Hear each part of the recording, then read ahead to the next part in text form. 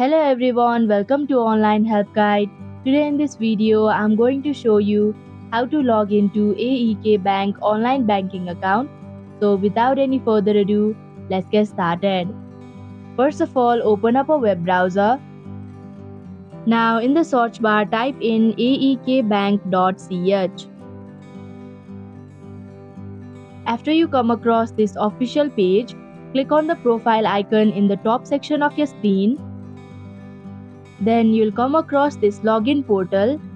Here you'll have to enter your contract number associated with your account and your valid password. After entering your details, click on the login button to proceed. And that is how you can log into AEK Bank online banking account. Thank you for watching Online Help Guide.